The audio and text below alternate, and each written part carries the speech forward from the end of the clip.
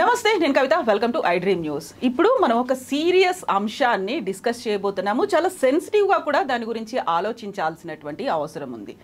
సామాజికంగా, సైకలాజికల్గా చూస్తే సైకో అనే వర్డ్ అర్థం ఏంటి? సైకో అని ఎవరిని ట్యాగ్ చేస్తూ ఉంటారు? వాళ్ళకు ఉండేటువంటి లక్షణాలు ఏంటి? సైకో అనేటువంటి సర్టిఫికేట్ ఎవరిస్తారు? సైకో అంటే అసలు ఏంటి? ఏం చేస్తే సైకో అంటారు? వీటన్నిటి గురించి ఒక పెద్ద క్వశ్చన్ మార్క్ కనిపిస్తుంది. ఒక నినాదం కూడా ఎన్నికల ముందు దీన్ని లేవనెత్తారు. ఓవరాల్గా సైకో అంటే ఎవరు, ఎవరిని అనాలి, ఎందుకంటారు, ఎప్పుడు అంటారు? బోల్డెన్ క్వశ్చన్స్ ఉన్నాయి కదా, వీటిని మనం మాట్లాడుకుందాం. మనతో పాటుగా ఉన్నారు ప్రముఖ సైకాలజిస్ట్ డాక్టర్ విశేష్ గారు. విశేష్ గారు, నమస్కారం అండి. సో ఒక నినాదం, దాంతోపాటుగా సమాజంలో వాడు సైకోగాడు, లేకుంటే ఈ సైకో ఇలాంటి పనులే ఉంటాయి. ఒక సైకో అనేది అంత ఈజీగా, క్యాజువల్గా, ఒక నార్మల్ థింగ్గా ఒక ట్యాగ్ చేయడం అనేది ఎందుకు? అసలు సైకో అంటే ఏంటి అసలు? ఫస్ట్ పాయింట్, సైకాలజీ డిక్షనరీలో సైకో అనే పదం లేదండి. లేదు, సైకాలజీకి సైకోకి సంబంధం లేదు. సైకో మీన్స్ మనస్సు. ఓకే, ఆ మీనింగ్లో మనస్సు. సైకో అంటే, సైకి అంటే మనస్సు, ఆలజీ అంటే చదివేది శాస్త్రం. సో మనసును చదివే శాస్త్రం కాబట్టి దాన్ని సైకాలజీ అన్నారు. దాని మీనింగ్ అంతవరకే. ఓకే, సైకో అనే పదాన్ని యాక్చువల్గా సైకాలజీలో కానీ సైకోపెథాలజీలో కానీ సైకో అనే పదం లేదు. అంటే సైకో అనే డిజార్డర్ లేదు. ఓకే, సైకోపాత్ అంటారు కొంతమందిని. ఓకే, సైకోపాత్ కూడా జనరిక్గా వాడే టర్మే తప్ప డిఎస్ఎం అంటే డయాగ్నోస్టిక్ స్టాటిస్టికల్ మాన్యువల్, మేము ఏదైతే బైబిల్గా పరిగణిస్తామో సైకాలజిస్టులు సైకాట్రిస్టులు, డిఎస్ఎంలో కానీ ఐసిడిలో కానీ సైకోపాత్ అనే జబ్బు కూడా లేదు. ఓకే, అయితే ఎవరిని పిలుస్తారు ఈ సైకో అని కానీ సైకోపాత్ అని కానీ అంటే యాంటీ సోషల్ పర్సనాలిటీ ఉన్న వాళ్ళని, యాంటీ సోషల్ పర్సనాలిటీ డిజార్డర్ ఏఎస్పిడి అంటారు అనమాట. ఈ డిజార్డర్ ఉన్న వాళ్ళని జనరిక్ టర్మ్లో సైకో అని పిలుస్తారు. సైకో అని పిలుస్తారు. అయితే మనకి ఎందుకు పాపులర్ అయింది సైకో అనే పదం అంటే, మనకు అప్పుడెప్పుడు 1960s ఆల్ఫ్రెడ్ హిచ్కాక్ ఒక సినిమా తీశాడు సైకో అనే పేరుతో. ఓకే, ఆ తర్వాత పలు తెలుగు చిత్రాల్లో కూడా సైకో రోల్స్ ఉన్నాయి. మనం తీసుకుంటే స్పైడర్ మూవీలో భైరవుడు క్యారెక్టర్ ఉంటుంది. ఓకే, అడికి రీజన్ ఏముండదు. ఇప్పుడు మనిషిని చంపడానికి, మనిషిని హింసిస్తున్న రీజన్ ఏముండదు. అడికి అది ఇష్టం అంతే, ఇష్టం అంతే చంపేస్తూ ఉంటాడు.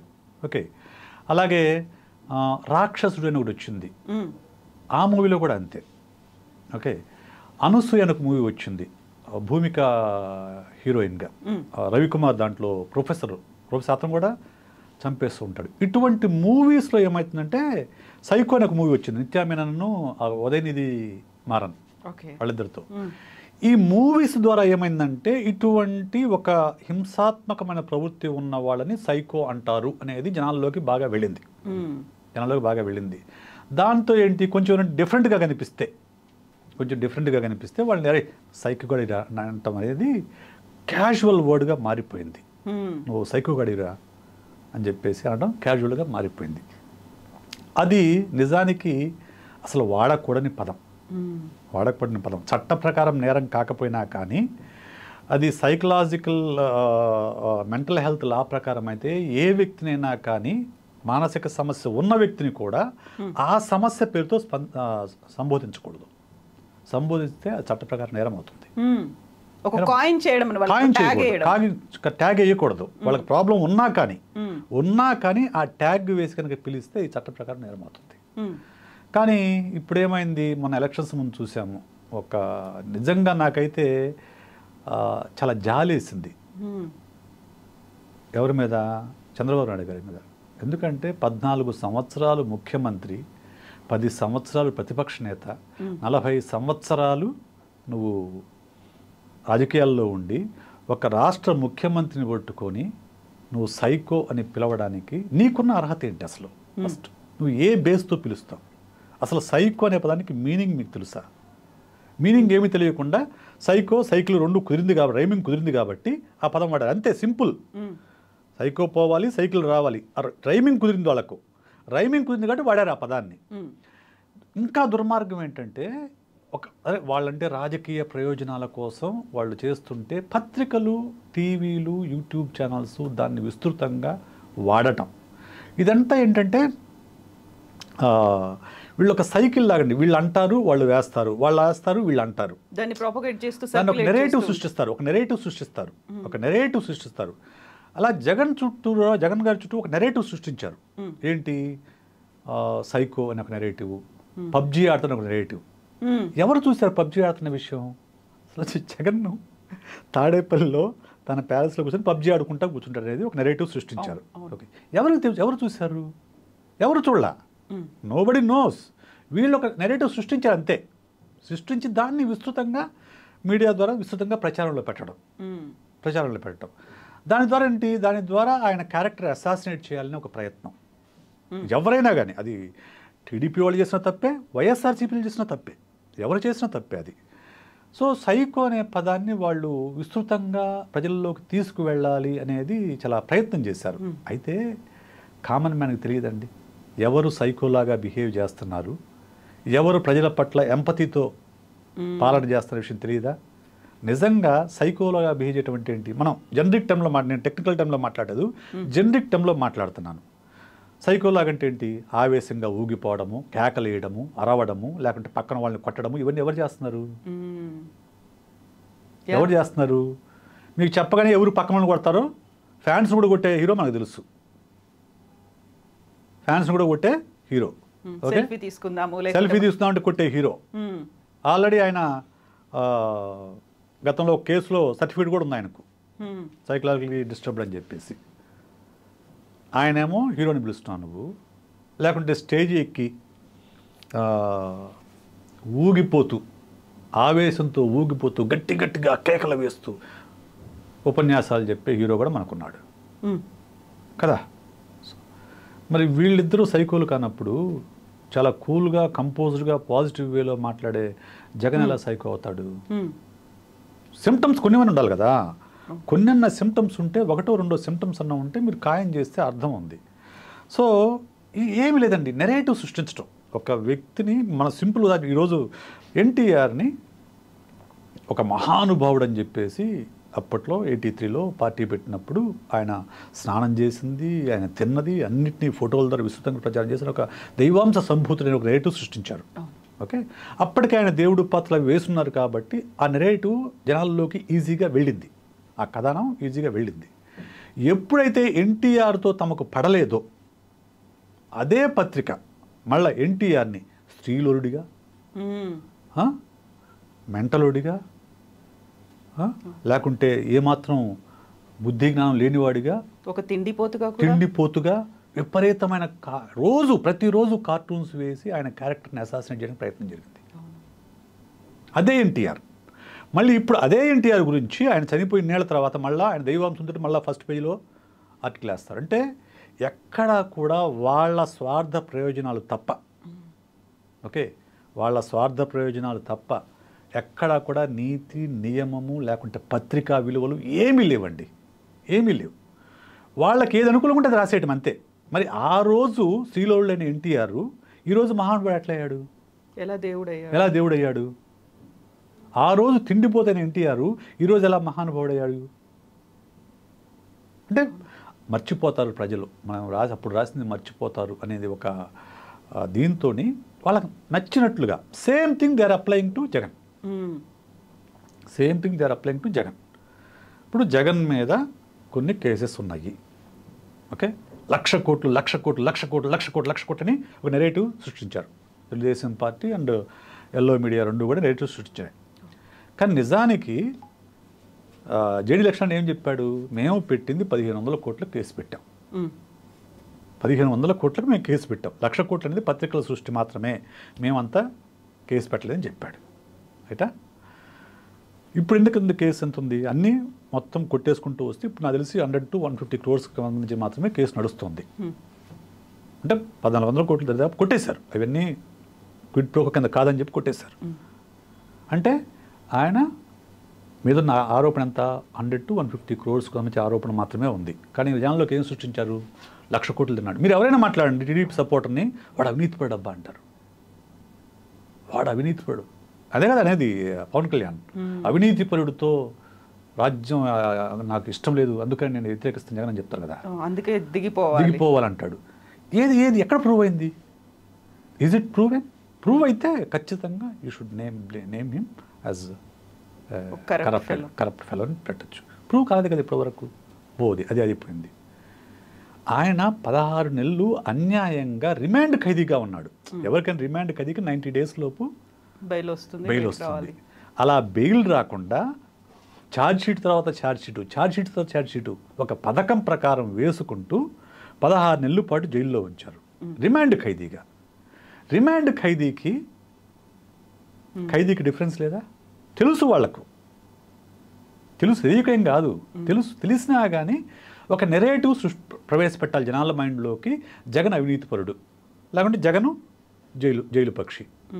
16 నెలలు జైల్లో ఉన్నాడు. 16 నెలలు జైల్లో ఉన్నాడా, ఉంచారా? ఇది క్వశ్చన్ ఇక్కడ. 16 నెలలు జైల్లో ఉన్నాడా, ఉంచారా? 3 నెలల్లో బెయిల్ రావాలి యాక్చువల్గా. అయితే ఒకదాని తర్వాత ఒకదానికి వేసుకుంటే పథకం ప్రకారం వేశారు కాబట్టి 16 నెలలు ఉండాల్సి వచ్చింది. ఆయన ఉండాల్సి వచ్చింది. పోనీ ఉన్నాడు. ఆ తర్వాత ఏమన్నా ప్రజలు ఎవరి మాట నమ్మారు? మీరు చెప్పిన కథనాలు నమ్మారా, లేకుంటే జగన్ యొక్క నిజాయితీని నమ్మారా? ఆ తర్వాతే కదా 67 సీట్లు వచ్చింది. మళ్ళీ 151 సీట్స్ వచ్చినాయి కదా.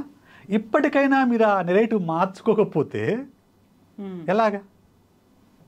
అంటే వీళ్ళు ఏంటంటే ఈ పొలిటికల్ పార్టీసు అండ్ మీడియా రెండు కొలీడ్ అయిన తర్వాత మనం ఏం చెప్తే అది జనాల్లోకి మైండ్లోకి వెళ్తుంది అనే ఒక భ్రమలో వాళ్ళు ఎంతో కొంతమందిని మనం ఇన్ఫ్లుయెన్స్ చేయొచ్చు అనే ఉద్దేశంతో ఇలాంటి నెరేటివ్ సృష్టిస్తున్నారు. ఒక ఎజెండాని సెట్ చేసి వదిలేయడం. ఒక ఎజెండాని సెట్ చేసి ఒక వ్యక్తి మీద ఒక నెగటివ్ ఇమేజ్ క్రియేట్ చేయడం, ఇమేజ్ని ప్రజల మనసులో ప్రవేశపెట్టడం అనే ఒక మనం ఏమంటాము ఒక నెగటివ్ మైండ్ సెట్తో వాళ్ళు అటువంటి నెరేటివ్ సృష్టిస్తున్నారు.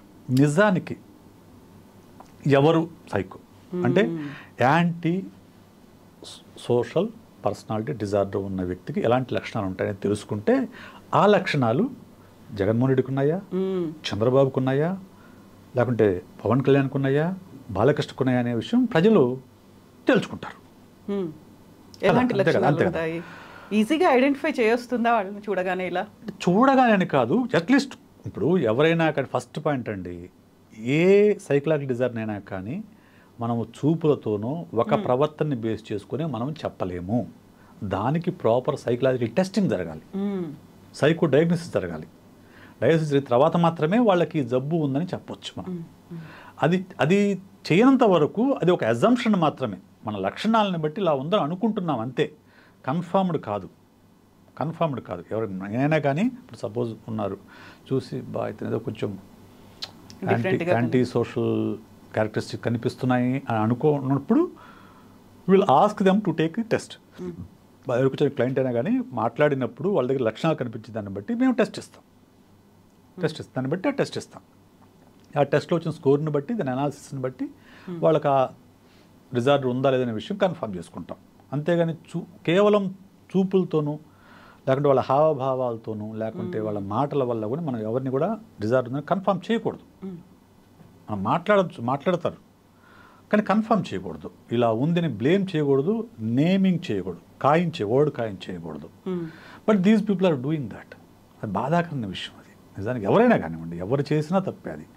అది ఐఎమ్ నాట్ జగన్ విషయం కాదు, ఎవరి విషయంలో చేసినా తప్పే, చేయకూడదు. అది యాక్చువల్గా కొన్ని టెస్టులు చేసి సైంటిఫిక్గా సైకలాజికల్గా ఎలాంటి డిస్టర్బెన్సెస్ ఉన్నాయి లేకుంటే ఎలాంటి ప్రాబ్లమ్స్ ఉన్నాయి ఇవన్నీ చేసిన తర్వాత యాజ్ ఎ సైకాలజిస్ట్గా మీరైనా ఒక సైకియాట్రిస్ట్ అయినా ఈయన సైకో అనే ఒక సర్టిఫికేట్ మాత్రం ఇవ్వరు కదా.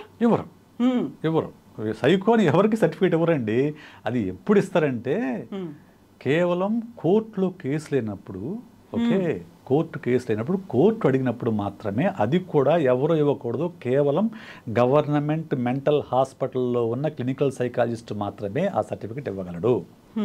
మిగతా ఎవరు ఆ సర్టిఫికేట్ ఇవ్వడానికి అర్హులు కాదు. ఆ సమస్య ఉంది కాబట్టి ఈ నేరం చేశాడు, ఈ తప్పు జరిగింది. లేకుంటే ఈ డైవోర్స్ కేసుల్లో ఉంటాయి అన్నమాట. డైవోర్స్ కేసుల్లో ఇతనికి మెంటల్ స్టేటస్ బాగాలేదు, నన్ను హెరాస్ చేస్తున్నాడు అన్నప్పుడు సైకలాజికల్ ఎవాల్యుయేషన్ పంపిస్తారు. ఓకే, అప్పుడు అలాంటి కేసుల్లో కానివ్వండి, క్రిమినల్ యాక్టివిటీ ఉన్నప్పుడు కానివ్వండి, సపోజ్ నాకు గుర్తున్న మేరకు ఢిల్లీలో ఒక వరుస మర్డర్స్ జరిగాయి. ఒక అతను చంపేసి కాలువలో పడేయడం జరిగింది. అప్పుడు మా గురువు గారు నరేంద్ర రెడ్డి గారు ఇక్కడి నుంచి ఢిల్లీ వెళ్ళాడు. ఆయన కైకో ఎవాల్యుయేషన్కి ఆయన పిలిపించారు. Is very good at evaluation అనమాట. అతనితో మాట్లాడి అతను టెస్టులు చేసిన ఆయనకి ఎవాల్యుయేట్ చేసి తనకి ఈ డిజార్డర్ ఉందని చెప్పేసి అతను చేయటం జరుగుతుంది. అలా స్పెసిఫిక్ కొన్ని పర్టికులర్ సందర్భాల్లో మాత్రమే కోర్టు యొక్క ఇంటర్వెన్షన్ వల్ల మాత్రమే సర్టిఫికేట్స్ అవసరం అవుతాయి, కానీ అదర్వైజ్ ఎవరు కూడా సర్టిఫికేట్ ఇవ్వరు. కాకుండా డయాగ్నోసిస్ అప్పుడు రాసుకుంటారు, ఇప్పుడు ఈ ప్రాబ్లం ఉంది కాబట్టి దీనికి ఈ మందులు వాడతారు, ఈ మందులు వాడాలని, ఈ లేకుంటే ఈ థెరపీ ఇవ్వాలని, కానీ ఆ డయాగ్నోసిస్ అప్పుడు రాసుకుంటారు తప్ప సర్టిఫికేట్ ఎవరు ఇవ్వరు. మానసిక సమస్యలు ఉన్నాయి అంతే అంతే డయాగ్నోసిస్ రాస్తారు. ఇప్పుడు యాంటీ సోషల్ ఉందనుకోండి, మేము రాస్తాం యాంటీ సోషల్ పర్సనాలిటీ డిజార్డర్, మా నోట్స్లో రాసుకుంటాం. మేము రాసుకునే నోట్స్లో ఏఎస్పిడి అని రాసుకొని దానికి ప్రోటోకాల్ రెడీ చేసుకుంటాం. ఏఎస్పిడికి ఏం చేయాలి, దీన్ని ఎలా ఓవర్కమ్ చేయాలి, దీనికి ఎన్ని సెషన్స్ పడతాయి, ఒక్కొక్క సెషన్లో ఏం డీల్ చేయాలి, మేము ఒక ప్రోటోకాల్ రాసుకుంటాం. సో అంతే తప్ప క్లయింట్తో కూడా చెప్పం. క్లయింట్తో కూడా మీకు పర్సనాలిటీ ప్రాబ్లం ఉందండి, మీరు కొంచెం ఇంత టైం పడుతుంది చెప్తాను, ఈ కోర్స్ అనేది తీసుకోవాలని చెప్తాను తప్ప మీరు ఇది ఉంది అని చెప్పం. కొంతమంది కప్పులు వచ్చినప్పుడు పడతారు, మా ఆయనకు ఉంది చెప్పండి సార్ అని చెప్పేసి. No way. అసలు ఒక వ్యక్తి అనుమతి లేకుండా తన తల్లిదండ్రులకైనా భార్యకైనా పిల్లలకైనా కానీ ఆ వ్యక్తి యొక్క మానసిక స్థితి గురించి చెప్పడం అనేది చట్ట ప్రకారం నేరం. అది పబ్లిక్ చేయడం అనేది అందరికీ తెలిసేలా చెప్పడం నేరం. అలా చెప్పకూడదు. ఇలా ఉంటే సిచ్యువేషన్ వీళ్ళేమో నోటికి వచ్చినట్లు మాట్లాడుతూ ఉంటారండి. జైల్ రెడ్డి అన్నారు, సైకో రెడ్డి అన్నారు. అది నెరేటివ్స్ అంతే, అవి ఒక నెగటివ్ నెరేటివ్ సృష్టించి జనాల మైండ్లో ప్రవేశపెట్టడం. సో ఒక పర్సన్కి సైకలాజికల్గా డిజార్డర్స్ ఉన్నాయి అనుకున్నప్పుడు కనిపించేటువంటి లక్షణాలు అంటే వాళ్ళు ఎదుటి వాళ్ళని చంపాల్సిన అవసరము, ఇమ్మీడియట్గా అటాక్ చేయాల్సిన అవసరం లేదు, హర్ట్ చేసినాకని దాని కిందకే వస్తుంది, వాళ్ళని బాధించడం అందులోనే వస్తుందా? యూజువల్గా కనిపించే లక్షణాలు ఎలా ఐడెంటిఫై చేయొచ్చు? ఇప్పుడు మనం ఈ స్పెసిఫిక్ కేసులో యాంటీ సోషల్ పర్సనాలిటీ డిజార్డర్ గురించి మాత్రం మాట్లాడుకుందాం, ఎందుకంటే సైకో అనేది దానికే వర్తిస్తుంది కాబట్టి. ఓకే, దానిలోనే ఉంది ఏంటి యాంటీ సోషల్ అంటే ఏంటి? సొసైటీకి విరుద్ధంగా ప్రవర్తించేవాడు. ఓకే, దీనికి ఉన్న లక్షణాలని చామ్డ్ అని ఒక ఎక్రోనిమ్లో చెప్పుకుందాం. చామ్డ్ అంటే నెంబర్ 1 క్యాలస్నెస్ అంటే ల్యాక్ ఆఫ్ ఎంపతి, అంటే ఎదుటి వాళ్ళ పట్ల ఎలాంటి సహానుభూతి లేకపోవడం, వాళ్ళ బాధల్ని ఏమాత్రం పట్టించుకోకపోవడం. ఎదుటి వాళ్ళు ఏడుస్తున్నా మొత్తుకుంటున్నా, ఇది మనం స్పైడర్లో చూస్తాం. అవును, ఆనందంగా వీడికి ఆనందం పడతాం, సంతోషంగా చూస్తూ ఉంటాడు. Callus, right. So high risk అంటే ఇంపల్సివ్ అనమాట. అంటే వాడికి తను ఏం చేస్తున్నాడు, ఎందుకు చేస్తున్నాడు సంబంధం లేకుండా రెక్లెస్ బిహేవియర్ అనమాట. ఈ రెక్లెస్ బిహేవియర్కి మళ్ళీ టీనేజ్లో ఉండే రెక్లెస్నెస్కి మనం లింక్ చేయకూడదు. టీనేజ్లో రెక్లెస్నెస్ ఉంటుంది. టీనేజ్లో పేరెంట్స్ చెప్పినా కానీ వినకుండా బైక్ మీద వెళ్ళడము, బైక్ మీద విన్యాసాలు చేయడం, ఇటువంటి రెక్లెస్నెస్ ఉంటుంది. అది టీనేజ్ రెక్లెస్నెస్. టీనేజ్లో అడ్రినలిన్ రష్ ఎక్కువ ఉంటుంది కాబట్టి, హార్మోన్స్ ఎక్కువ రష్ అవుతుంటాయి కాబట్టి అప్పుడు వచ్చేది. దానికి ఈ ఏఎస్పీలో ఉండేదానికి సంబంధం ఉండదు. ఓకే, ఇది ఒక వేరే రకమైనది. నెక్స్ట్ ఇది యాంటీ సోషల్ అంటే ఏంటి? సొసైటీలో ఉన్న నామ్స్కి లాస్ని బ్రేక్ చేయడం. అంటే ఏంటి? ఒక భార్య ఉండటం అనేది సొసైటీలో లా, దాన్ని తరచూ బ్రేక్ చేయడం, రకరకాల సంబంధాలు పెట్టుకోవడం, లాస్. సో లేకుంటే ఇప్పుడు డ్రైవింగ్ లైసెన్స్ లేకుండా వెళ్ళకూడదు, దాన్ని బ్రేక్ చేయటం. లేకుంటే ఇంతకుముందు ఓవర్ స్పీడ్ వెళ్ళకూడదు, దాన్ని బ్రేక్ చేయటం. కనపడిన ప్రతి రూల్ని బ్రేక్ చేసుకుంటూ వెళ్తారు అనమాట వీళ్ళకి రూల్స్ పట్టించుకోరు. మనం మామూలుగా అందరం కూడా స్పీడ్ వెళ్తాం, అందరం కూడా ఒక్కోసారి ఓవర్ స్పీడ్ వెళ్తాము, ఫైన్ వేస్తారు. That's not student link that to the personality disorder. ఇది చాలా సందర్భాల్లో చాలా అంశాలలో కావాలని వాళ్ళు బ్రేక్ చేస్తూ ఉంటే, నామ్స్ అన్నిటిని బ్రేక్ చేస్తూ ఉంటే, లాస్ అన్నిటిని బ్రేక్ చేస్తూ ఉంటే, అప్పుడు వాళ్ళని యాంటీ సోషల్ అని మనం గుర్తించవచ్చు. అదేదో ఒక సందర్భంలో అందరం ఎప్పుడోసారి లా బ్రేక్ చేస్తామండి. ఓకే, ఫుట్బోర్డ్ ప్రయాణం వద్దని అంటారు, అది లా చట్ట ప్రకారం నేరం. కానీ మనం సిటీ బస్సులో తప్పదు, చేస్తాం. అలాంటి పరిస్థితులు ఉంటాయి కాబట్టి. సో అది ఇక్కడ రాదు. ఇది కావాలని చట్టాన్ని లేకుంటే కావాలని కొన్ని సోషల్ నామ్స్ని బ్రేక్ చేయడం అనేది దీనికి ఎందుకు వస్తుంది. నెక్స్ట్ది reckless, lack of planning and foresight. అంటే భవిష్యత్తు గురించి ఏమాత్రం దృష్టి లేకపోవడము, ప్లానింగ్ లేకపోవడము. ఓకే, భవిష్యత్తు గురించి ఏమీ ఉండదు, ఈ క్షణం ఎంజాయ్ చేస్తామా, అంతే. మరుక్షణం సంబంధం లేదు, అలా ఉండటము. తర్వాత ఎమోషనల్ డిటాచ్మెంట్, మ్యానిపులేట్ ఎదుటి వాళ్ళని మ్యానిపులేట్ చేయటం, ఇది బాగుంటుంది యాంటీ సోషల్ వాళ్ళలో. మాటలతోనూ చాలా చక్కగా కబుర్లు చెప్పి ఎదుటి వాళ్ళని మ్యానిపులేట్ చేస్తూ ఉంటారు. బై హుక్ ఆర్ క్రుక్ అంటారు. By hook are క్రుక్. ఈ మ్యానిపులేటివ్ మెంటాలిటీ ఎక్కువ ఉంటుంది వాళ్ళకు. మ్యానిపులేటివ్ స్కిల్స్ ఉంటాయి. తర్వాత ఎమోషనల్ డిటాచ్మెంట్, ఎవరితోనూ ఎమోషనల్గా దగ్గరితనం లేకపోవడం. ఎమోషనల్గా ఇప్పుడు మనం ఎవరైనా కానివ్వండి, యూజువల్గా యాజ్ పర్ సైకాలజీ ఏంటంటే మనకు క్లోజ్ ఫ్రెండ్స్ అనేవాళ్ళు జీవితం మొత్తం మీద 12 మంది కంటే ఎక్కువ ఉంటారండి. 5 to 12 అంతే. అంతకుమించి ఎక్కువ క్లోజ్ ఫ్రెండ్స్ ఉండరు. మిగతా వాళ్ళది అక్వైంటెన్స్, మనకు పరిచయస్తులు. మనం వాళ్ళతో అన్నీ మనం షేర్ చేసుకోం. కొంతమంది సినిమాల గురించి మాట్లాడవచ్చు, కొంతమందితో బుక్స్ గురించి మాట్లాడవచ్చు, కొంతమంది ఫుడ్ గురించి మాట్లాడవచ్చు. అంతేగాని వాళ్ళు క్లోజ్ ఫ్రెండ్స్ కాదు. They are friends to that particular aspect. హాబీస్ని షేర్ చేసుకోవడం అంతవరకే. క్లోజ్ ఫ్రెండ్స్ 5 to 12 మంత్స్ కంటే ఎక్కువ, జీవితం మొత్తం కలిపినా కానీ వాళ్ళతో మనం అన్నీ షేర్ చేస్తాం. ఈ యాంటీ సోషల్ పర్సనాలిటీ ఉన్న వాళ్ళకు ఎవరితోనూ క్లోజ్గా ఉండరు.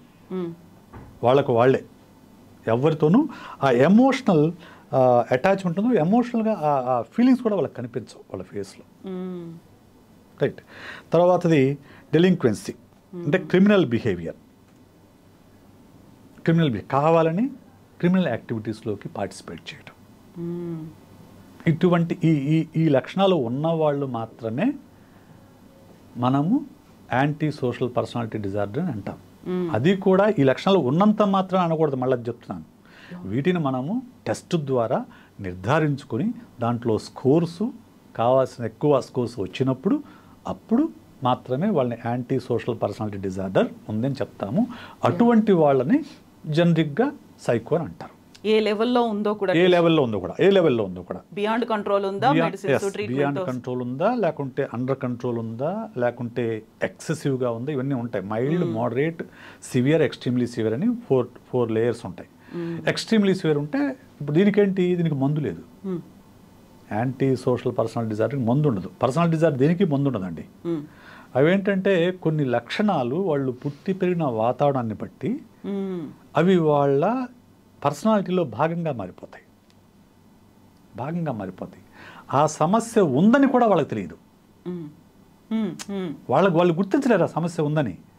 అది ఎవరు గుర్తించాలి? తన క్లోజ్ ఫ్రెండ్స్ కానీ ఫ్యామిలీ మెంబర్స్ కానీ గుర్తించి ఇటువంటికి ఏదో కొంచెం తేడాగా ఉంది, కొంచెం అగ్రెసివ్ అవుతున్నాడు. లేకుంటే మొన్న ఈ మధ్య ఒక సినిమా చూసానండి, చిన్న పిల్లలప్పుడు పిల్లుల్ని చంపటము, లేకుంటే సీతాకోకల్ని చంపటము, ఇవన్నీ ఉంటాయి. చిన్న జంతువుల్ని కొట్టడము, తోకకి నిప్పంటించడం, ఇవన్నీ ఉంటాయి కదా. ఇవన్నీ seeds of anti social personal disorder. Hanuman మూవీలో ఇలాంటిది ఏదో కనిపించింది. వాడు he wants to become a spider man, super man లాంటి ఒక సూపర్ హీరోస్ పవర్స్ అన్ని పెట్టుకోవాలనుకుని హీ డస్ ఇలాంటి కొన్ని పనులు చేస్తూ ఉంటారు. ఇప్పుడు ఈ యాంటీ సోషల్ పర్సనల్ డిజార్డర్ చిన్నప్పుడు ఉందని డిఫరెంట్ డిజార్డర్ అంటారు. వీళ్ళు ఏం చేస్తారు? అగ్గి ముట్టిస్తారు, అగ్గిపుల్లు ముట్టిస్తారు ఇళ్ళకి. అది చిన్నప్పుడే మనం ట్రేస్ చేయొచ్చు. కొంచెం ఇటువంటి కొంచెం అగ్రెసివ్ కాదు, క్రిమినల్ యాక్టివిటీ ఏదైనా ఉంటే, లేకుంటే హింసాత్మకమైన ప్రవృత్తి కనుక ఉంటే కనిపిస్తే మనకు, అప్పుడే వాళ్ళని కనుక థెరపీ ఇప్పిస్తే వాళ్ళ లక్షణాలు పెరగకుండా ఉంటాయి. ఆ థెరపీ ఇప్పించినప్పుడు ఏమవుతుందంటే అది వయసుతో పాటు పెరిగి యాంటీ సోషల్ పర్సనల్ డిజార్డర్గా మారుతుంది. దానికి మందేం లేదు ఎనీ పర్సనల్ డిజార్డర్కి. దానికి ఒక దీర్ఘకాలం పాటు 6 months to 1 year పాటు రెగ్యులర్గా థెరపీ తీసుకోవాలి వాళ్ళు. రెగ్యులర్గా థెరపీ తీసుకుంటే ఏంటి, తన ఆలోచనలు ఎలాగా డైవర్ట్ వేరే మార్గంలో వెళ్తున్నాయి వాటిని గుర్తించి వాటి వల్ల ఎవరికి నష్టము, తనకా నష్టము.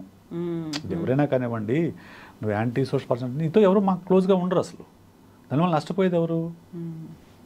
నువ్వే కదా. ఎవరికి ఉంటే వాళ్ళు నష్టపోతారు. ఎందుకంటే they can't enjoy the family life. వైఫ్తో కూడా క్లోజ్గా ఉండరు, వైఫ్తో కూడా అడ్డి ముట్టంటే ఉంటారు. సో పిల్లలతో అలాగే ఉంటారు, పిల్లలు విపరీతంగా కొడతారు, ఇటువంటివన్నీ ఉంటాయి. సో ఇవన్నీ ఉన్నప్పుడు ఏంటంటే ఒక దీర్ఘకాలమైన థెరపీ ద్వారా దాన్ని నయం చేసుకోవాలి తప్ప మందులు ఏం లేవు. ఇది ఇలా ఉంటే దీన్ని మనం వాళ్ళేమో ఏదో ఒక జనరిక్ టర్మ్ లాగా ఏదో క్యాజువల్గా మాట్లాడినట్టు సైకో సైకో సైకో అనే పదం వాడటం అనేది దుర్మార్గము, అన్యాయం. దుర్మార్గం అసలు అది. ఎందుకంటే ఎవరికైనా వాడకూడదు అది, ఎవరికైనా. అది not only to Jagan, to anyone. Psychological డిజార్డర్కి సంబంధించిన వర్డ్స్ అనేవి ఆ ఎవరిని లేబులింగ్ చేయకూడదు, అది చట్ట ప్రకారం నేరం.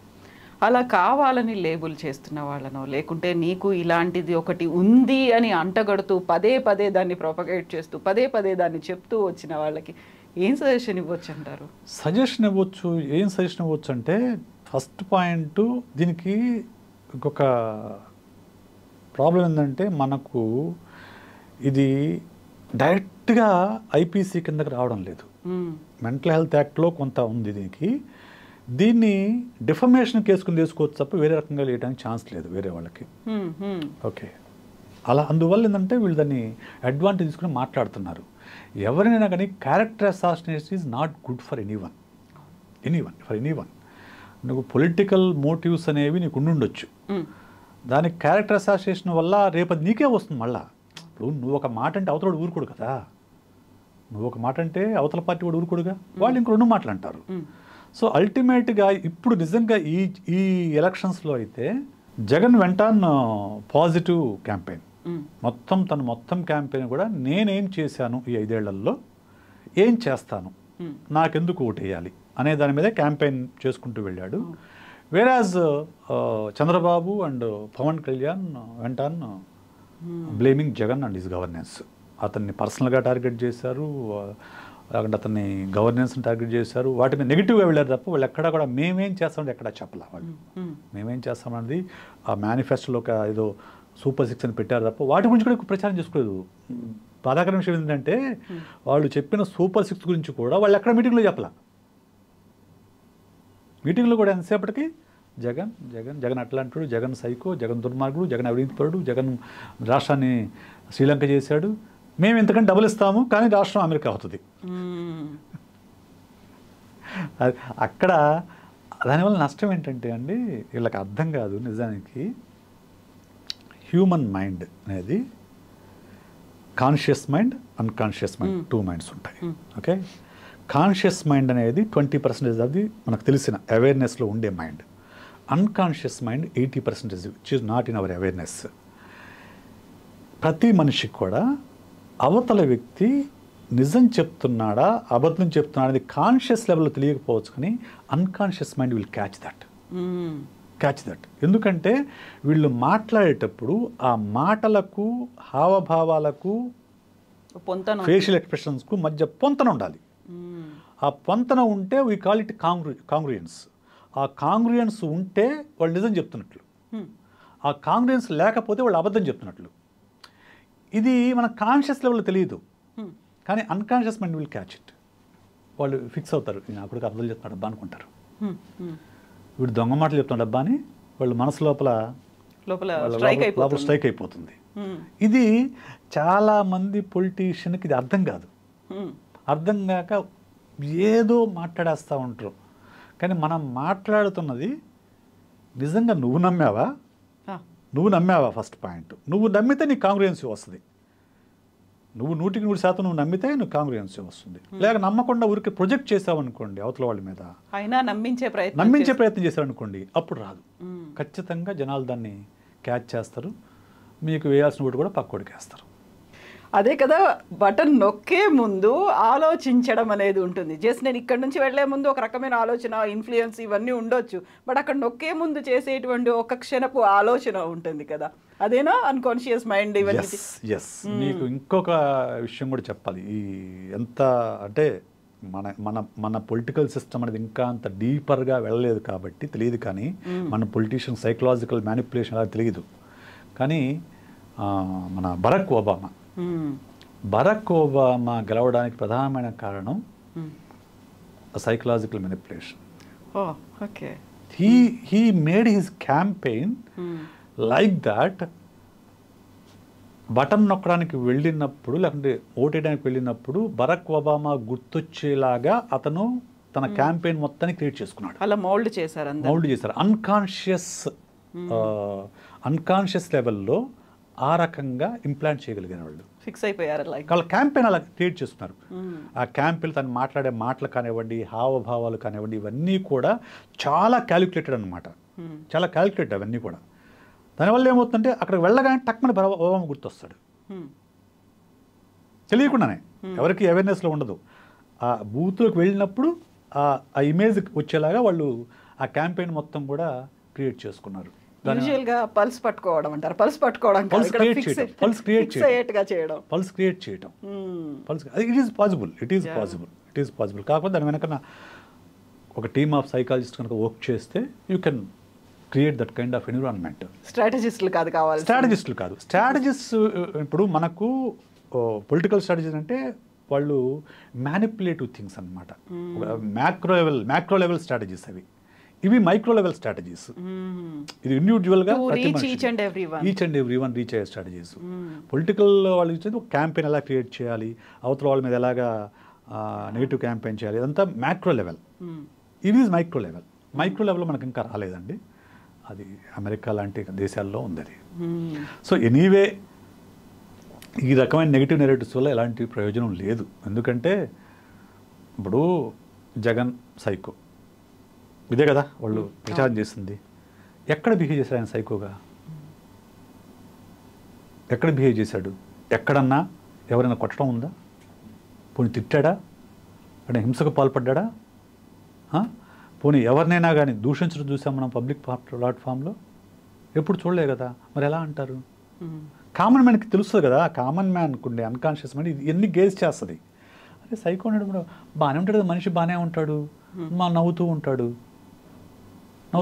మరి ఎట్లా అంటున్నారా వీళ్ళు సైకో అని? లోపల మైండ్ రెండింటిని పోల్చుకొని చూసుకుంటుంది. Moreover he's more compassionate మిగతా వాళ్ళతో పోలిస్తే. జగన్ పర్సనాలిటీ మీరు గమనిస్తే is more compassionate towards common man. మీరు పాదయాత్రలో కొంతమందిని పట్టుకున్నప్పుడు చూడండి, మీరు నేనైతే ఖచ్చితంగా వాళ్ళని టచ్ కూడా చేయమండి, టచ్ కూడా చేయం, ఐఎమ్ షూర్. ఎందుకంటే చేతులంతా బొబ్బలు వచ్చి ఇలా మొత్తం ఇలా చూడడానికి కూడా కొంచెం ఇబ్బందికరంగా ఉండే వాళ్ళని కూడా ఆయన దగ్గర తీసుకున్నాడు. అది కంపాషన్ ఎక్కడి నుంచి వస్తుందంటే ఈజ్ ఫ్యామిలీ నుంచి కానివ్వండి, ఆయన పెరిగిన రిలీజియస్ అంటే క్రిస్టియానిటీలో కంపాషన్ ఎక్కువ, క్రిస్టియానిటీలో కంపేర్ విత్ అదర్ రిలీజియన్స్ పోలిస్తే. ఆ రిలీజియన్ నుంచి కానివ్వండి ఆయనకు ఒక కంపాషన్ ఉంది ప్రజల పట్ల. అంత కంపాషన్ ఉన్నవాడిని మీరు పట్టుకొని, ఆ కంపాషన్ ఉండబట్టే ఆయన కామన్ మ్యాన్ కోసం ఇన్ని వెల్ఫేర్ స్కీమ్స్ని ప్రవేశపెట్టాడు, అంతమంది రీచ్ అవ్వగలిగాడు. అతను పట్టుకొని మీరు సైకోని అన్నంత మాత్రం అయిపోతాడా? కాడు. ఎస్ విశేష్ గారు, థ్యాంక్ యూ సో మచ్ అండి, ఒక మంచి ఇన్ఫర్మేషన్ ఇచ్చినందుకు. Thank you.